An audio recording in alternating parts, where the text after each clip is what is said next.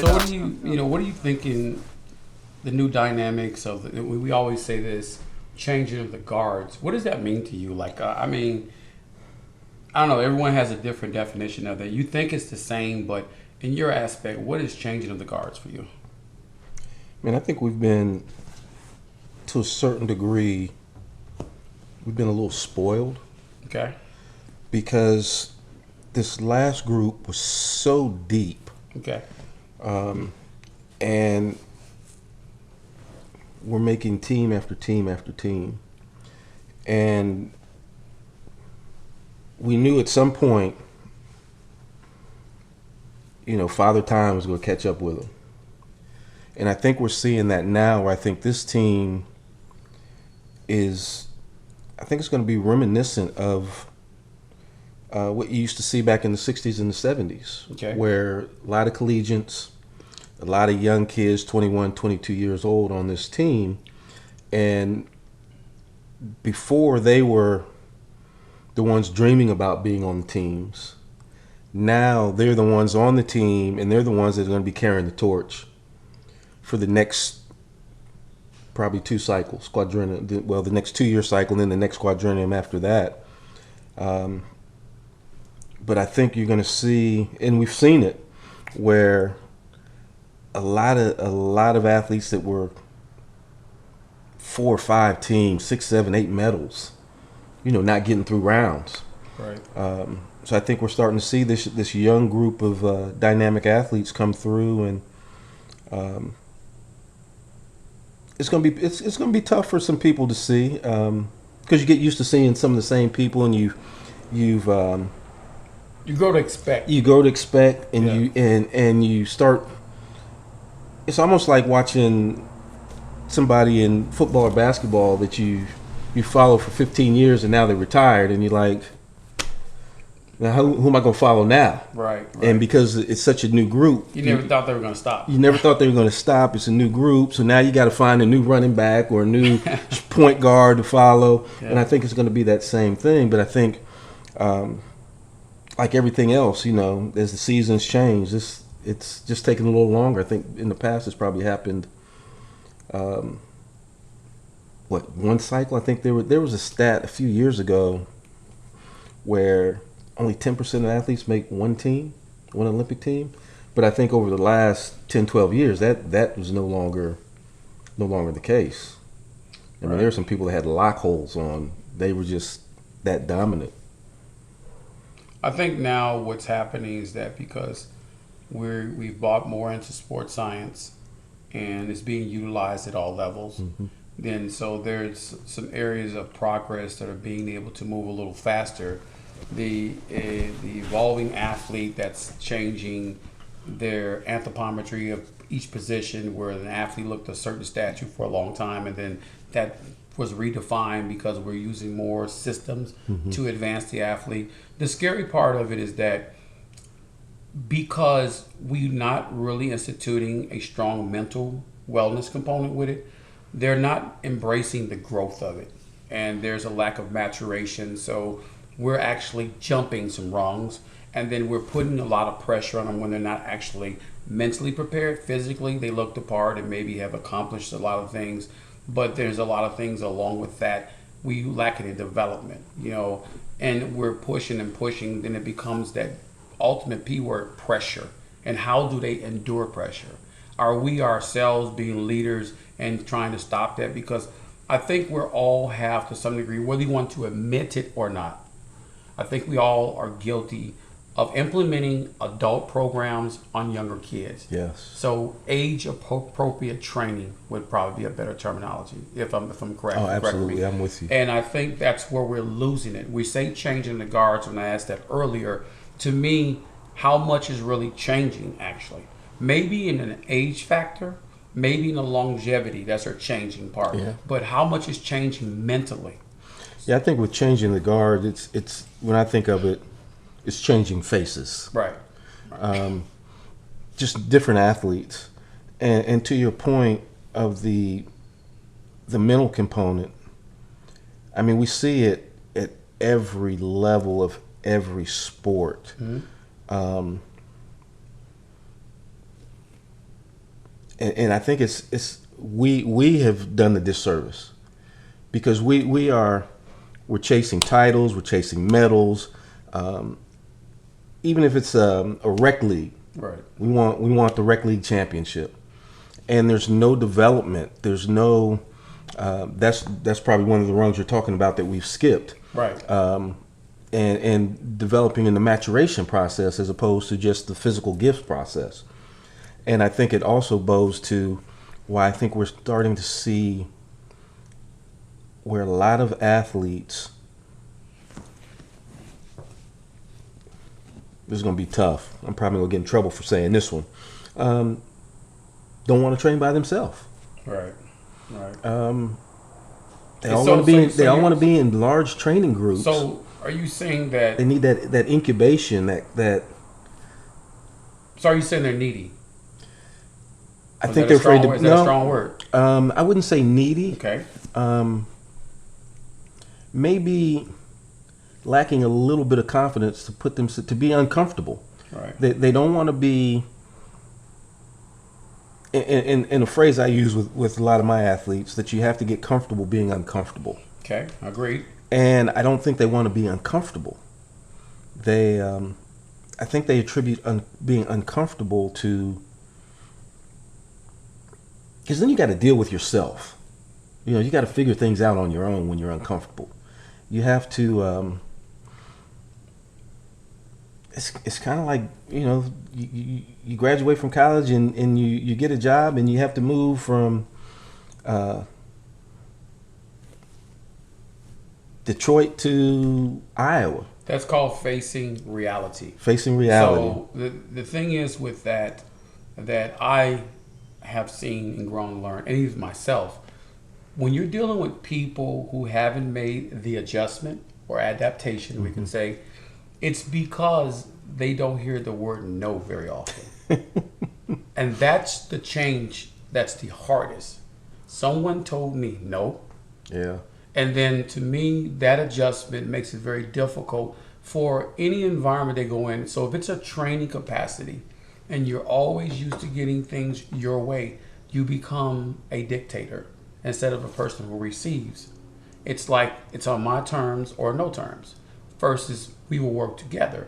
There are a lot of people who feel like, you know, it's my way or the highway as far as people who are instructors and who are people who are training. But there is some level of compromise. There are some mm-hmm. who are more willing to compromise than others.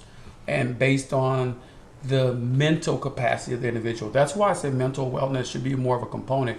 I think almost we are at a point now, as silly as it may sound, that it should be almost a psyche valve on the athlete as well as the coach. Do you guys psychologically match? Not coaching wise, because most people have a resume or repertoire where that's without question. I know you can get the job done because you've done it with someone. That's why I'm talking to you or you've been referenced. But let's take a psych test. And if our answers don't somewhat match, then we may be dangerous to each other. Right. Then right there, they create a wall. You know right then and there, it's not a fit. Yes. Yeah, it's not a fit. If you told me that I think it's okay to lay out in the sun for 8 hours at a time, regardless of what the temperature is, that may not be the person I gravitate towards. Or you say, you know what, I would like to ski without, the skis on. Like, okay, so you're thinking like, okay, maybe that's not my fault. But then again, maybe that's my type of person. Hey, you're doing just like me. But even with that, right, it gives you information to say, I can work with that. Right. Or knowing everything that's out there, then it can benefit in terms of helping navigate those rough patches. Right. In both ways, because now they know my eval as well and go, okay, so I know how he is. So adjustments can be made. Mm-hmm. So it there's a possibility it could still work just because you know the background and you know the information. There are athletes that come from backgrounds where they were given everything and don't even realize how much they really have until they sometimes go other places. And because they were given so much, sometimes when you go and maybe there's less, you take for granted what you had. Then sometimes you go other places, you're looking for the same thing and it's not there. Right. He's like, you know what? It was given. You never actually paid for it. Maybe you some this is what we give everyone. And it's expected. So sometimes a wall is created there because of what you don't have at your disposal. Then you're realizing, you're thinking that particular institution, group, environment, or person can't get you to where you need to get to because they're lacking the resources. And a lot of times they don't realize themselves, I am the resource. I got to. I was going to do it regardless. You take that away, and sometimes maybe we go back to not giving so much and saying, you know what, we're here because of you. If we didn't have any of these things, you're still going to get it done. Right. And that's the mental confidence that we must reinstill, realizing that don't depend on everything around you. Depend on yourself. I'm hoping that what I can do and offer you is going to bring the best out of you, versus saying that if you didn't have these things, you're not going to make it. So we can sometimes mentally break people down and not realize it. And then they start to have a lack of confidence when they don't have that crutch per se. You know, and one of the things I've always tried to instill is, and I see, just in my opinion, and you tell me what you think. Okay. As we evolve, I'm seeing more of creating codependencies as opposed to creating independence. Creating that independency from the coach and the athlete. And I always use a lot of movie analogies, and when you were talking about that, it made me think of Rocky. Okay. When he was training in that state-of-the-art gym and posing for pictures and had everything at his disposal, and Clubber Lang knocked him out. Right. So what did he do? He went back to who he was. He went back to his roots. He was training in that gym that had that one light that was swinging, was lifting logs and punching meat again, and he went back to who he was. And I think sometimes that gets lost when, as you said, they have everything and they get lost in thinking that more is more, when in actuality less is more. Right. Because nobody's really reinventing the wheel. All right. You know, last time I looked, you know, bench press is bench press, 200s are 200, the 150s are 150. There's different ways of doing it, but nobody's really reinventing the wheel. And I think by sometimes just getting back to basics and getting back to rediscovering who you are and what got you there. But I think because of what you said of how we just keep giving them more and more and more, they get further and further away from all the things and from that person that got them to that point. Just like you referenced the movie Rocky, so I'll go back to that and take a reference point that I've always shared and I liked a lot, that taught me some things that I may have in some life maybe procrastinated. When Apollo Creed was trying to motivate him to stay on top of his game, he told him, I'll just do it tomorrow. And he told him there is no tomorrow. Right. And see, that sense of urgency should be approached each and every day on your craft, because what we don't get back is time. That's right. Opportunity, words, and trust. So those opportunities come by and everyone wants to buy time. Can we realistically buy time? We said in a sense where it's somewhat could be real, but in the same aspect, we don't get it back. And then that's the regrets we have. Yeah. So you know what? Just take the rest of the week off. We'll figure out next week. Okay, so we've lost time now. We're in this cycle of life, not just training, but growth.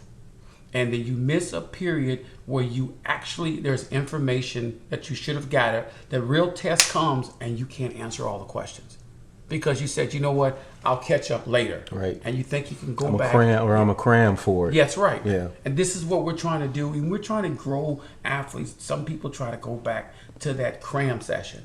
I'm going to do everything I should have done 6 months ago in the next couple of weeks. And I get it. Yeah. And I get it. Yeah. And because we have this fallacy believing sometimes, and we say it, we try to push it, that more means better.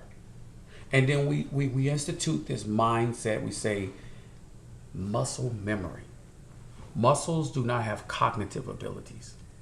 See, it becomes learned. Mm-hmm. And how much are you really learning if you're not applying yourself every day? How much are you really receiving, growing, and keeping if you're not applying? And that's that creation of that codependency where We're not creating an environment for them to think for themselves. Right. We're just right. creating robots. Yeah. And we feed them a workout and they just regurgitate it. Yeah. They're not understanding if they go to Europe by themselves and you're not there and they have no way of getting in contact with you, they have absolutely no idea what to do, because we're not developing them to be thinkers of their own, on their own feet, and to be, what's the old phrase, a student of your own game. Right.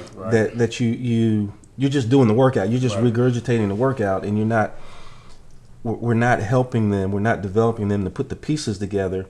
So they go, okay, so can't get in contact with D2, there's no internet. So last week we did this, the week before that we did this, 3 weeks before we did that, and now they have a theme of what's been going on, and they can put pieces together and go, so this is what we've been building to, so today this is what I'm gonna do. And because they've thought their way through, even if it's wrong, but at least they've thought their way through it. And then when they say, hey, this is what I did, if it's spot on, perfect. If not, then there's that dialogue of, I got how you came to that conclusion, but this is actually what we're trying to do. So there's that more learning, and there's that dialogue and that conversation. And it's the coaching of coaching them how to coach themselves and how to be a coach, as opposed to just, here's a workout, go do it. Don't ask any questions, just do it. And that's where we have to do a better job as coaches of developing that with them. And I wonder how much of it is, and you've said this to me before about how coaches sometimes coach in fear of losing an athlete. And I wonder if some of it is, I don't want to tell you why we're doing it, because I don't want you to take that secret sauce and go somewhere else. And if they're going to leave, they're going to leave. I just can't reiterate enough. And some things that I speak about, I have to say I learned from firsthand experience. And some things I've learned from talking to some of the greats who've been around way before my time and who have so much to share. But yet, even in some aspect, how long did it take them to actually not just learn it, but understand it? We learn a lot of things, but how long does it take to actually really receive that information? And I just can't repeat enough, and I guess that's the only thing maybe I do understand, is that it's about the right fit. When you're putting someone in a program, and let's say training, that's what we're talking about, mentoring, management, this is all a part of this business. It's the right fit. Do you have the resources to accommodate this person? It's not that you don't have the information, because I think that's why you're in that position. You have information, but there's other resources that go with that. Sometimes it's the lack of support, and that's where frustration comes from. They need more than just a workout. They need outlets. And I think the one that's, if I've had to say that any failures, lack of success, or growth that I've had is not being able to have additional extensions beyond the information that I can give. Because sometimes when an athlete exits their training environment, it could be for that day or a period of time off season, they need to have other channels that keep them hungry, uplifted, motivated, determined, driven to the next phase. It's never can be enough. When you feel like there's always, you've accomplished the most and there's nothing in front of you, how much more motivation is that going to be? So if I'm number one, okay, you have won. Maybe you won the gold medal or whatever it may be, but you don't feel like there's another challenge. Where's your motivation to go? Or maybe that drives you to a point to want even more. But then when we sit down and talk, and we should more often than not, I hear people say they do it, do we debrief enough and find out where we could have done better at? Or do we say, you know what, it is not my fault. I know I did everything I was supposed to do, so I ain't worried about nobody talking to me. Here's a question. Do you think we talk to them or talk at them? A combination of both. Because sometimes people don't know the difference between both. You think the common language you use for someone else always works for the next person. Right. Some people, they don't need in-depth conversation. They need to get to your point, and I'll figure out if it makes sense. Right. Then it's got others that, you know what, if you explain it in a way that I can digest it, maybe I'll chew my food slowly and then I'll absorb it. You know what I mean? Mm-hmm. But then it's like also the ones too where we think we can't learn anything else. And instead of sometimes saying, am I doing the wrong thing, or am I pushing your buttons, or am I not, are you not learning from me? Right. Too much pride to say, I don't know. When you find out where they've come from and you drop your pride, say, you know what? I'm actually going to call where you came from resourcefully and find out what's worked, so we don't have to take so many steps backwards. Everyone wants to put their stamp on it.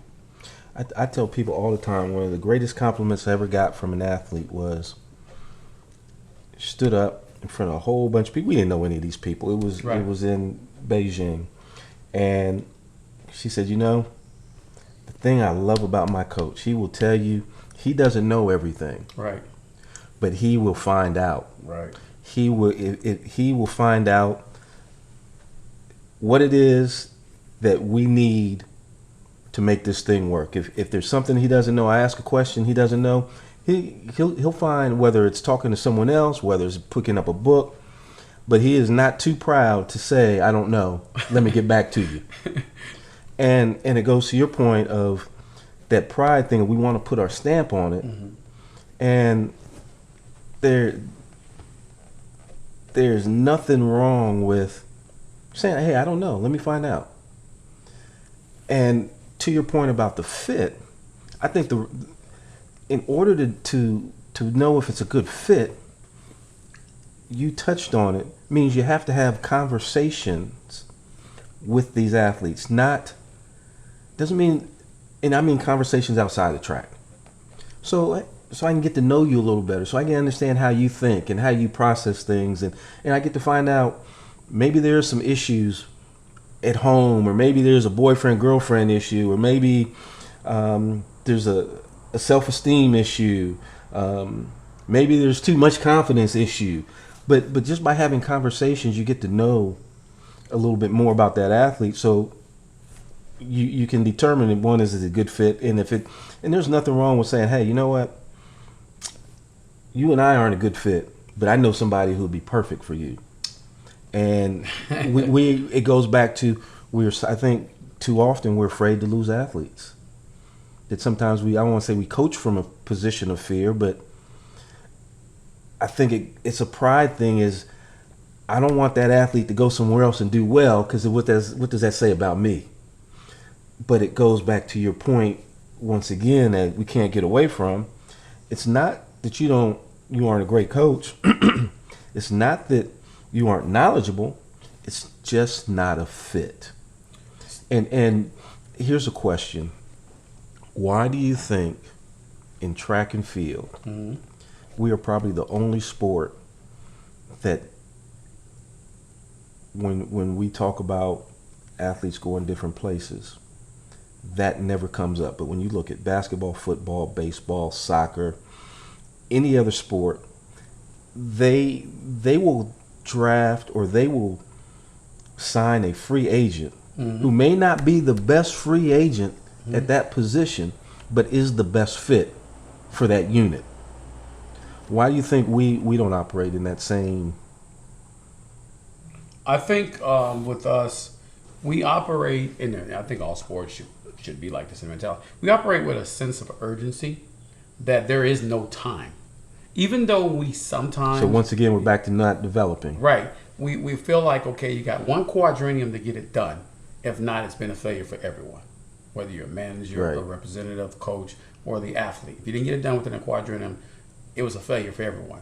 Versus saying that based on where you are in your physical development, psychological development, physical development, all these other components, it may take more time than you think it will, based on the resources you do or don't have. Mm-hmm.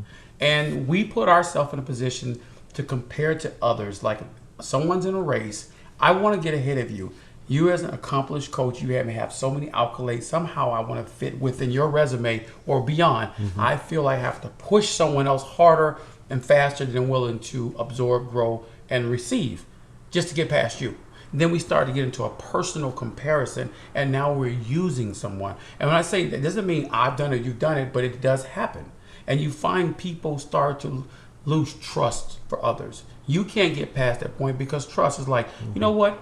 Am I out here just for your gratification, or if am I the one that's trying to get to the next big goal? So I feel like you talk more about what you've done in life versus I'm still a kid and I'm still trying to learn. Like, so help me grow if I'm entrusting you, because mostly surgically, sometimes unintentionally, we become that surrogate parent in some ways. Right. And they trust for not just advice, but like, you gave me a lot of information. I'm not too sure if I can process all of that today. And we have to be receptive to, and when I say receptive, being able to make time, and even if we don't have time, but we have to make time for them when they do need something. Exactly. Whether it's, hey, can I just come over and sit on your couch and maybe not say nothing? They just need to see 4 different walls. You know what? It's funny you said it. Okay, so regardless of what age you are, just think about how long it took you to learn whatever information you're distributing. And say, you know what? I'm 40 per se. And it took me just until now to understand what I'm really doing. This young person may be in their early 20s. So it took you 40 years to learn, and you expect them to learn in one day. Right. And you're mad. They just don't get it. And here's the other part. They're in such a rush. I always say they're looking for the Holy Grail. Right. They are in such a rush that I've always felt like there's a 1 to 2 year minimum when you go from one coach to another, when you go from college to your first post-collegiate coach. There's a learning curve. Not only a learning curve in different styles and different personalities, and we could be saying the exact same thing, but it just sounds different because it's a different voice. You had the same voice for 4 years. Right. It's just going to be a different voice. You're in a different environment, as in location. So there's this huge upheaval, and there's this rush, as you said, to get it like today. And they become impatient. I think sometimes as coaches, we become impatient. I got this superstar who now all of a sudden maybe he's taking a step back and like, oh man, it's not working out. No, once again, we're talking about a 21, 22-year-old kid who's in this a new learning phase once again, that there is some time. There is that development piece, and there's that patience. And like you said, we want it yesterday, or we want it today. And I think we lose patience. They lose patience. We lose patience. Everybody, the whole system is not, and it goes to the point you said about urgency. The whole system is not built on patience. It's built on, like you said, urgency, like yesterday, today. We got to have it today. And I think that's why you end up seeing some athletes on their fifth coach. And sometimes they've cycled back to a previous coach. And it's just they get in that spin cycle of just constantly looking and sometimes they can't see the forest for the trees. It's right there. Okay, so you be the athlete, I'm the coach, or we can do role reversal. What's a question or an answer that you're looking for that would be a difference maker? You're looking to go somewhere, obviously to grow, and obviously your ultimate goal is to stay there. I think everyone's initial intention is to go make it home, possibly for at least some period of time, accomplish every goal that they've set forth, whether it be for one cycle, several cycles, or whatever, or be the greatest ever. I'm hoping that's the positive attitude. So I'm a coach right now, okay? And you're an athlete. Ask me a question, and let's talk about, maybe we can do role reversal too. Let's talk about how this will and wouldn't fit our lives, and maybe we can come to a resolution right now. Maybe we're going about it the wrong way. So you're an athlete right now, and you're just coming out of school, or maybe you're leaving one program to the next, and you're finding that ultimate fit for yourself. So ask me a question, and I'm going to see if I can answer to my best. And if I don't do a job, be honest about it and tell me why. I would ask a series of questions. Okay, you ask me a series of questions. So they would be, a lot of them would be. Let's ask me 3 for now. All right, 3 for now. Yeah. Do you have children? Yes. What does it mean to you? So now I see the nurturing. Okay. I see the. But I'm saying you asked the question. I want to know what that means. So that's why those were some. I'd ask you.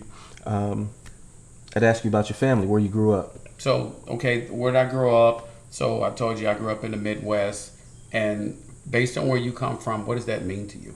So then I'd say, if you just gave me that answer, I'd say, where in the Midwest? Okay, so if I said in the Illinois area. Where in Illinois? Chicago. Okay. What part of Chicago? Okay, South Side. Okay. But my point is. I got family from the South Side, so I know exactly. So you're looking for the connection. Right. That's my question. I'm looking. So what if I didn't? If I told you I grew up in the northeastern part of the United States, and it was there's no low socioeconomics. I came from an upscale. What's the problem now? There is none. But then why is the concern of where I come from? Because I want to see.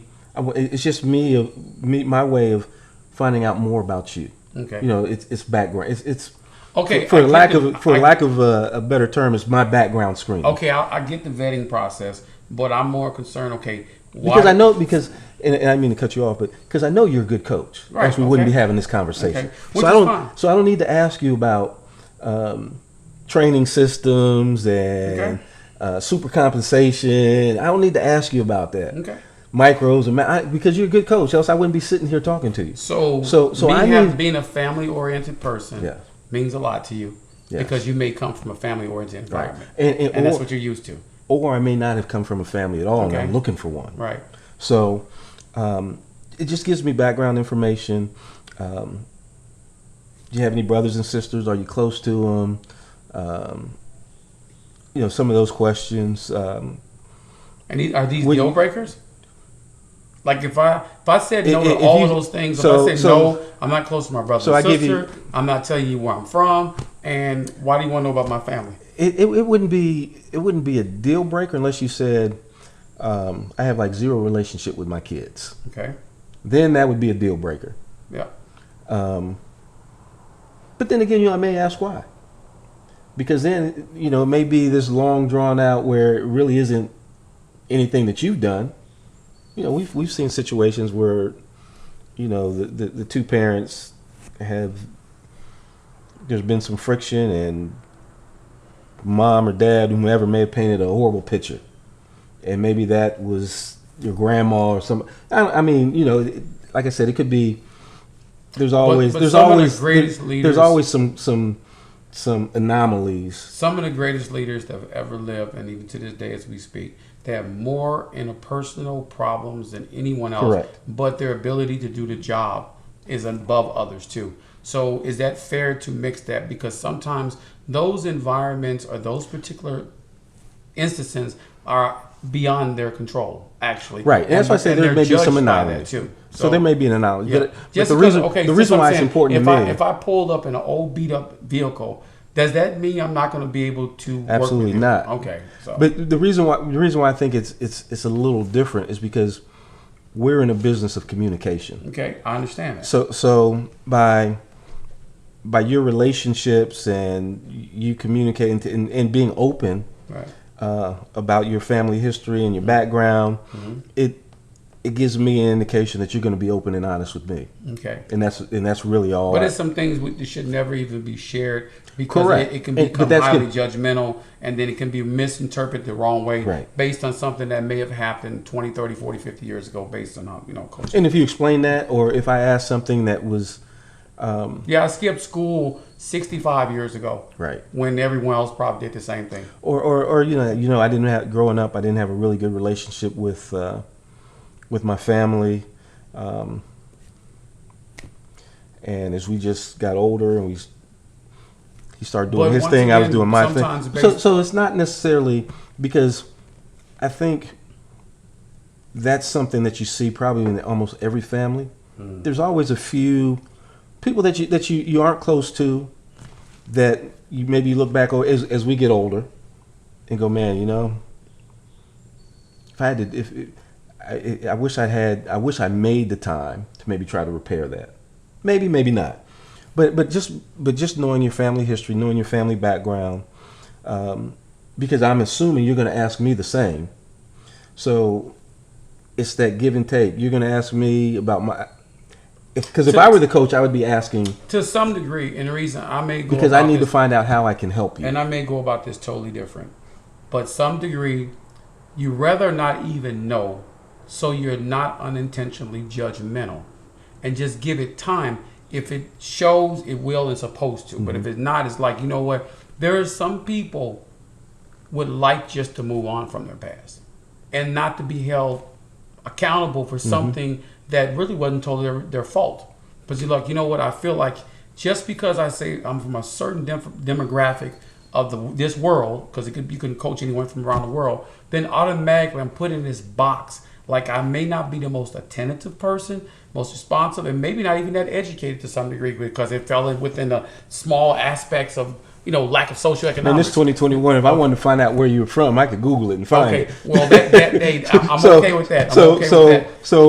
So if you told me you were from Waukegan, Illinois, and I Google it, and I'm seeing Southside Chicago, and I'm seeing the high school, I'm like, man, this joker just flat out lied to me. Okay, that's fine, but I think it just kind of goes to, and maybe I have family in Waukegan. And I may not ask, and you know, the first time I'm not gonna ask anything personal but I would just ask some general questions. You know, you got kids. I'm not asking. You don't want to volunteer how old they are and what they did, but I would just, hey, you have kids. You got any brothers and sisters? Did you do any other sports? Were you? How'd you get into coaching? Family of athletes or no? Were you the only athlete? Just Good general questions. I questions. got a question for you. So, do you think it's better for an ex-athlete in a particular sport is a better coach than a person who wasn't an athlete of that particular sport or event for that matter? Do you think it works better either way, or does it matter? I think it's an individual thing. And what do you mean by that? I think there's probably some coaches that have benefited from not being an athlete. Okay. And I think there's probably some coaches that have benefited from being an athlete in that sport. So I think it's just it's a balance. Yes. I think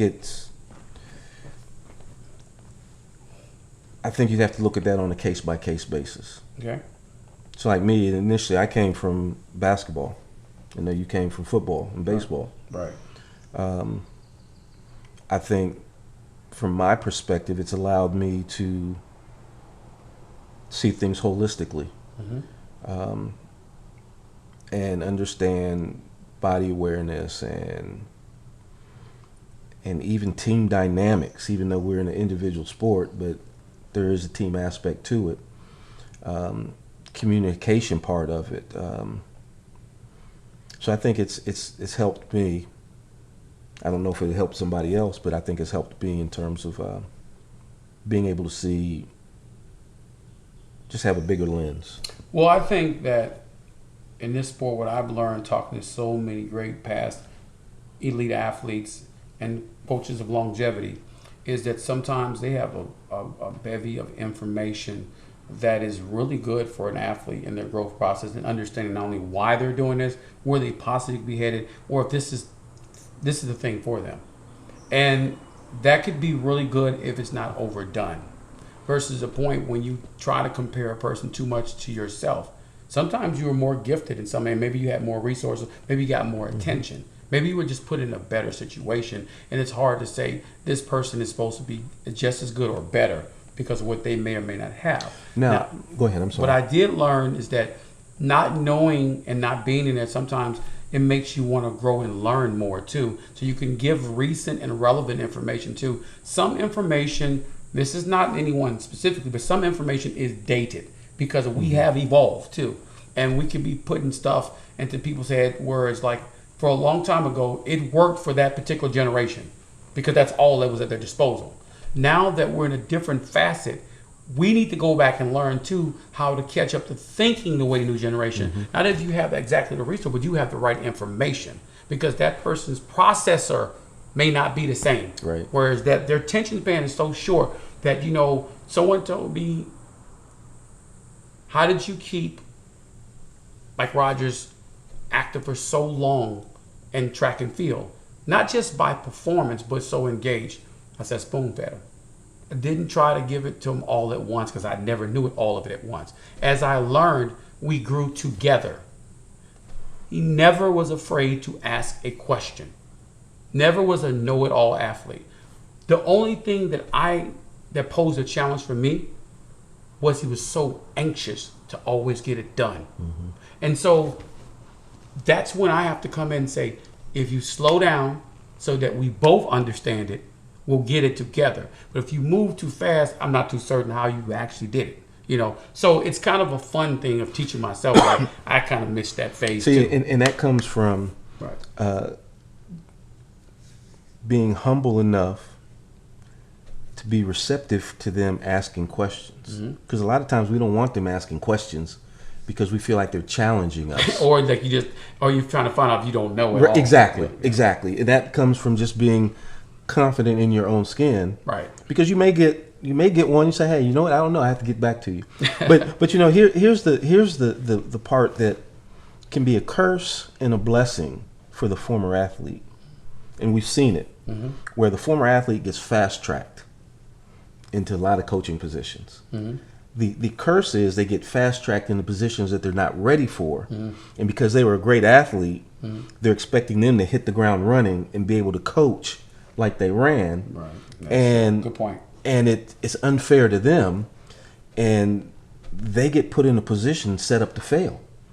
Because, oh man, you're a great athlete, here you go.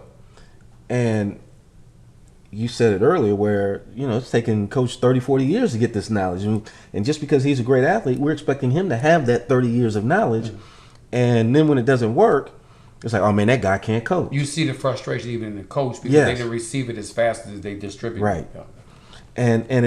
And it's unfair position because it goes back to development once again. We're not allowing that great athlete who's now transitioning into coaching, we're not allowing him to develop as a coach. We're expecting him to be the great coach that he was as an athlete. Right. And it could be a curse for them as well. Yeah, I agree. And I've seen the failures Yes. from both aspects, for the athlete and the coach, and sometimes together, just because they start to draw a wall between each other. That's right. Because it's like people will destroy themselves for the lack of communication too. That's where there's no communication, there's no understanding. So if you fail to do that, then look for the and to your point about spoon feeding, I've said it, and I continue to say it, that a lot of times as coaches, we ruin more kids because we want to impress them with so much what we know. And I always use the analogy of, man, I'm going to do a complete engine overhaul, but all I needed to do was change the timing belt. But I'm going to take apart this whole engine to show you how much I know, when really all I need to do is just a timing belt, or maybe an oil change. But because I want to impress you, I've now given you way too much, way too soon, and now all I've created is somebody who is now, you've lost your athletic, just that natural athletic gift, and now you're thinking with every step down the track because you're trying to process everything I've given you, as opposed to giving you one thing and then just allowing you to apply that one thing and let the natural gifts take over. You got that, then I give you two things. Now you got two tools along with your natural gifts. And then those two become natural. But I think to your point, yeah, we sometimes give them way too much, way too soon. It's almost like trying to, give the keys to a car to an 8-year-old. Okay, and tell them, hey, drive down to, go to the store and get me a carton of milk. But Dad, I'm 6 years old. Let's go to this particular year. Let's talk about this particular Olympics, because we can keep going back and back, and there's some stories that are very similar. But this particular year, since so much terminology was used that this is the changing of the guard, the new wave, the new generation. We're in this Generation Z era. Mm-hmm. What have you seen during these trials, and what are you seeing as we move forward?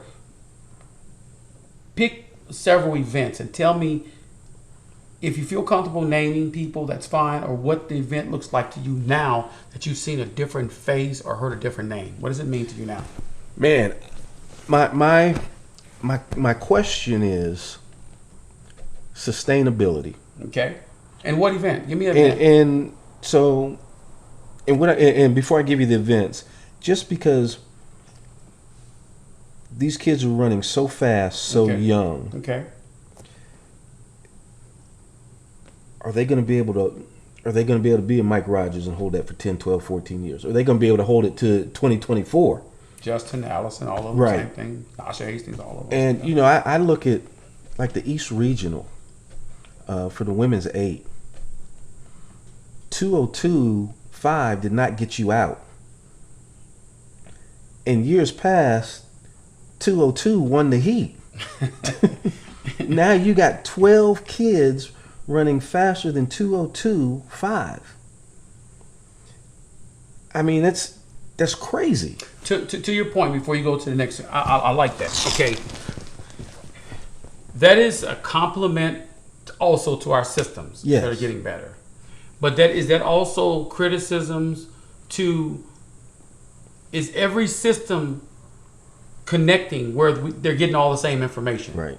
Because with that much, that means our science, all the information that we're being fed, it's working because we're getting bundles of it now, and everyone's looking, really good. But my thing is, does that open up the eyes of athletes who are not achieving these goals of saying, I got to do something different? Whereas they thought in their natural progression that if I'm at a certain point, because we put it in our heads, if you're at 10:05 because it's Olympic standard, you'll be just fine. That wasn't the case here. Right. Because that wouldn't have gotten you where you were hoping to go, even though it's a great mark. So is that saying that we create barriers by not saying that let's not limit ourselves just because it hits a certain standard? Is it where we're really trying to go? Because where we're trying to go, it's going to be beyond the minimum standard anyway. My concern is that these kids, if they're unable to sustain that and then they wash out, you got the kid that's run 204, 205 who's already moved on because they felt like they had no chance. And this is a kid who could have maybe developed to a 158.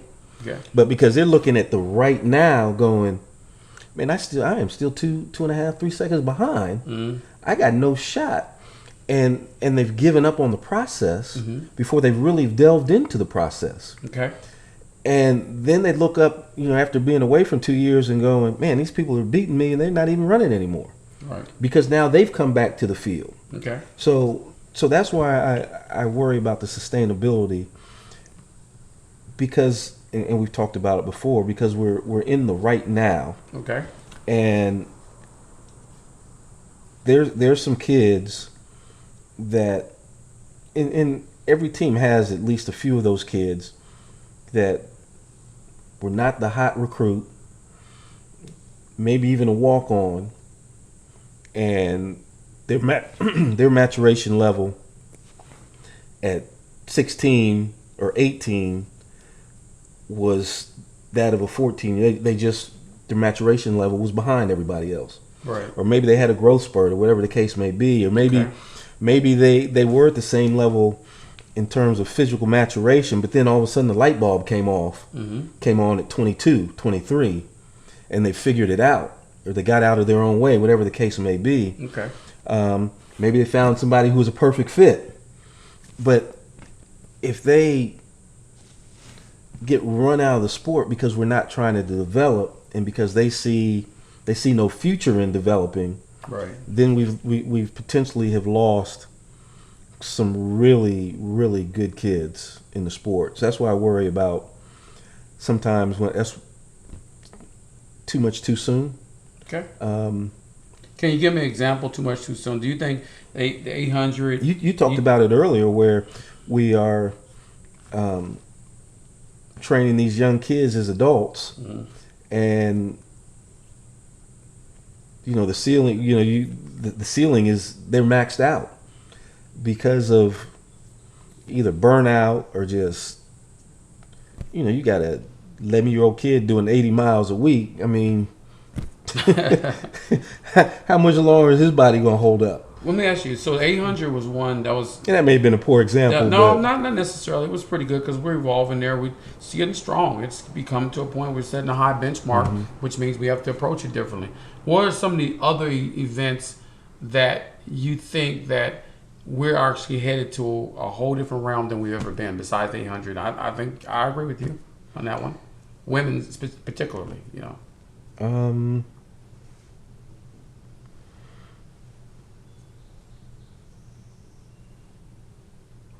Women's 100.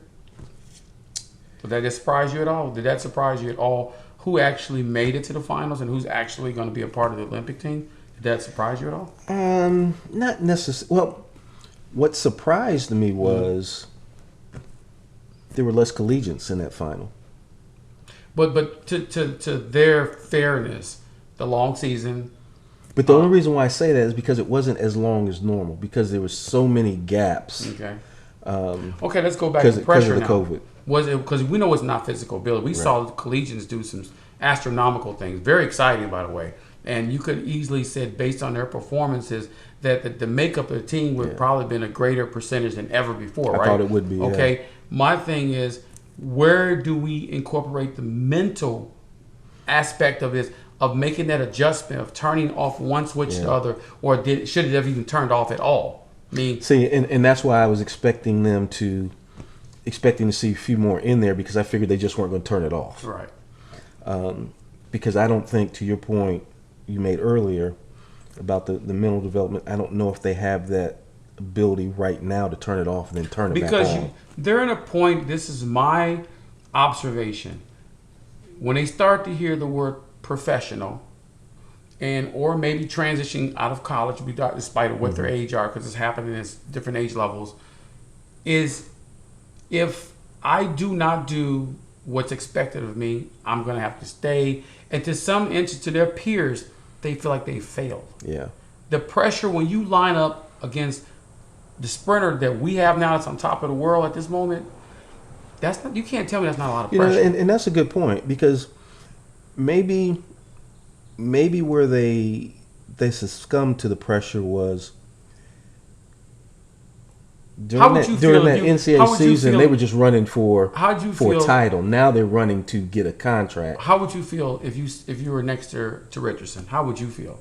I don't care what your PR. How would you feel when you look at a person that seems to have no fear in their eyes and very confident? Now, this is what we're working on, right? Very confident about their abilities and the things that they're trying to do. What goes through your mind as a person? I would be saying, I hope you pull me to a really fast time today.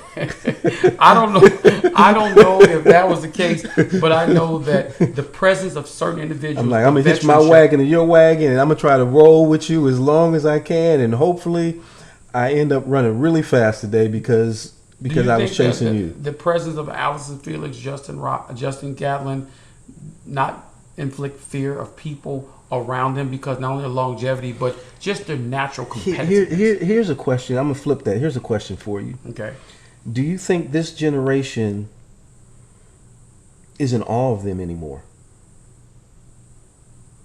Well, because I think maybe 8 years ago the young generation would have been, oh man, I'm just happy to be in the heat with Allison. But you know what? And they've already folded their tent. And maybe they're not all, but she made the team. So somewhere they may still be in awe because they weren't when they started, but she still ended up where she's supposed to. They may not have been in awe. Right. But then she reminded them of who she was. Right. Well, so I think quickly. Yeah, I think she reminded anybody that doubted her where she was. Right. Doubted her. Same thing with other athletes who've been around. It wasn't a lot this particular time. And I think, and you mentioned Gatlin, I think in his case, 39? Okay, somewhere in that area approaching a milestone, I wouldn't care if the guy was dead last. out of every person that showed He up. made the final. For him to even be there, Yeah. to have qualified, Yeah. to me tells me it opens up another door for athletes. You can do this as long as you want to, as long as you continue to make the commitment. Yeah. You can tell that he made a commitment beyond himself. At some point, he may have questioned 10 years ago, how much longer can I do this? I'm down to my last couple years, because that's what we're told. Right. But then he gets to a certain point. You know what? I know what I need to do, and I'm going to do it. Right. He doesn't second guess himself. I watch his face. How many times have you seen him look stressed on his face? He's like, hey, you're going to have to beat me today. It doesn't matter if you have a faster time. I'm not giving it away. And that's the kind of stuff you have to respect about people like that. Allison, too. So do you ever see fear in her face? No. If she does, she hides it very well. See, and that's why I wonder that. if these, and the reason why I ask that, if these kids fear or in awe of these kids anymore, because I remember 8-10 years ago, these young kids were trying to get selfies with these people. And I mean, you lining up with him in about 20 minutes, you taking a selfie. And the other reason why I ask that question is because you see it in other sports. You see these guys coming straight in the league, and there is no growth period. You know where their fear came from? Their fear didn't come from Justin, didn't come from Allison, didn't come from Shakira. It came internally. It came internally, but it also came externally. It came from the pressures they put on themselves, social media, the followers. You got to do this. It's for you. I will not let you down. That's where the fear came from. Let them down. I'm thinking, I don't want to lose my followers. I don't want to lose my likes. I don't want to lose my audience. That's why you lost, man. No, I'm thinking in a different. But I'm saying, that's the point of what I see. Right. You walk into the line. If people got enough time to go say, "Hey, watch me go to 100. I'm gonna get this guy." Okay, the whole world. I'm watching you. So a person says, "You know what? I'm gonna bet my house on you." Okay, good. We're gonna have a house. You go to the line. You're scared to get back on social media. Hey, I just lost my house. Right. Man. You're in trouble. That's what's going on. Well, I think in that regard, but the reason what I was talking about in terms of being in awe is because I see so many young kids coming into other sports, hitting the ground running. Like, man, look, I know you got a 98-mile fastball, but ain't nothing I ain't seen before. Right. And I know you're all pro. I'm still gonna beat you around this edge. Man, if I'm a five-time Olympian, so I'm seeing this younger generation being a little more brash and a little more, even if it's fake confidence. I don't see them as being so much in awe, and it could be because of the social media pumping them up. Right. It could also be the reason what you said is why they get pumped up to not feeling in awe. But then they crash internally from the followings and the external postings of how great I am, and then they're trying to live up to it. But I don't see them walking up. You know what? Like you used to. I want you to beat me. I've made 5 Olympic teams, and it just can't help but to keep saying it. 5 Olympic teams. I want you to beat me. Then I'm going to check back in 20 years and see what you're doing with your life. Did you really beat who? Yeah, you got me today. You beat me at 39. Yeah, yeah, or whatever it may be. Right. But 20 years later, I want to see if you're sustaining life the same way, can walk around there without limping. But see, that goes to my point about sustainability. I'd like to see what you're going to do in 2024. Yeah. Forget 20 years. Right. Are you still even in the sport? That's my point. Yeah, are you still even in the sport in 2024? You almost go over and shake the person's hand and say, you know what, regardless of how this comes out. I respect you. You're still a champion in my heart. Right. That's all you almost pay homage. So you know what? Because me, I'm like, man, you know what? You just gave me hope. I don't care how I get this dude. Right. I don't care if he's on his way out. Man, I can say at some point to my kids, man, I beat Justin Gatlin. You go, but you know what, man? I go thank that dude. Said I thought about. That's how much respect I would have for him. But then, is this the respect I really have for a guy like that? I would, if I was even thinking about hanging this up, he's the one you go and talk to and say, how did you get past it? Because at some point, I know you wanted to stop. At some point. It could have been 20 years ago. It could have been 5. You wanted to stop. It was a day you didn't want to go out there and say, I'm not doing another workout. I'm tired. But you didn't. And you're here. And I need you. When I watch him, you sit there and say, regardless of what he shows you even in life, you're not done until you're done.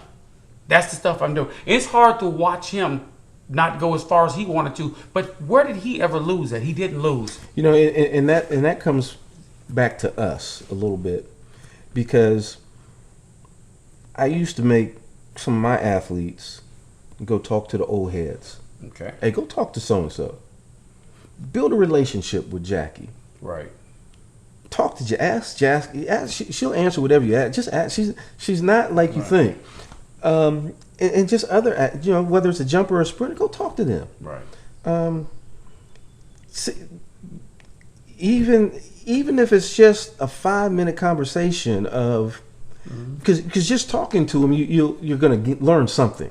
Right. Even just their approach to the conversation, you're going to learn something. And if you develop a relationship of being able to call, say, hey man, look, I'm struggling.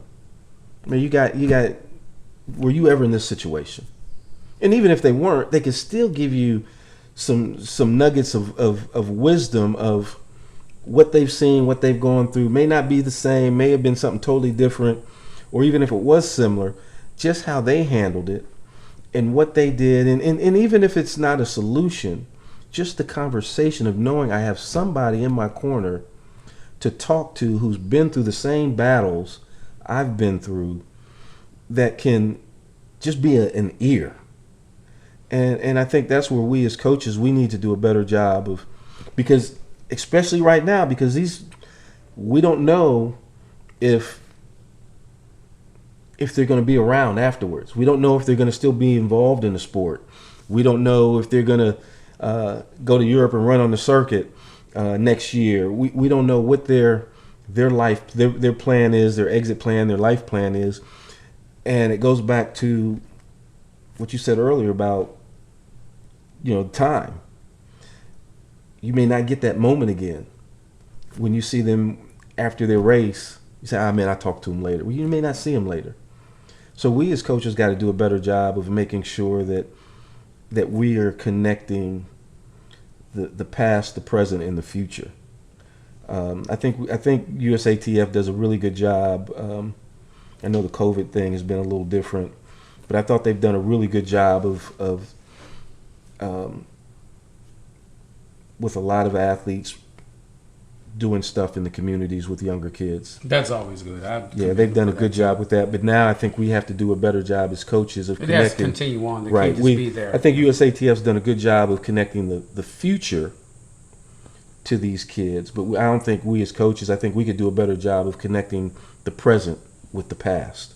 Well, know this though, and I know we got. So, for example, let's say Mike retires today, and you get some new sprinters.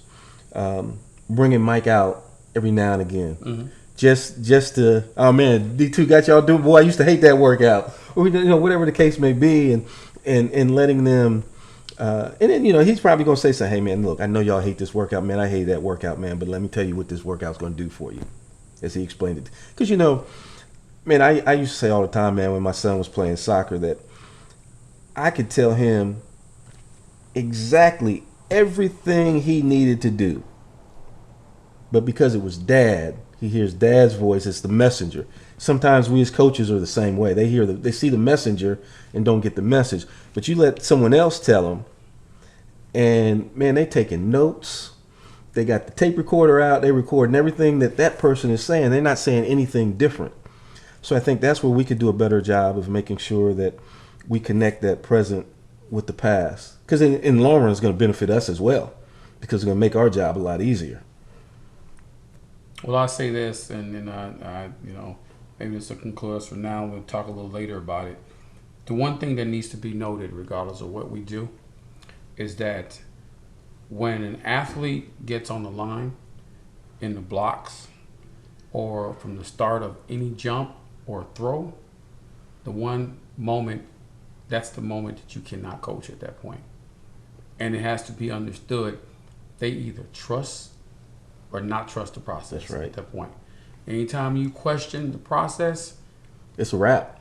That's it. So at that point, it goes beyond what you even feel you can do.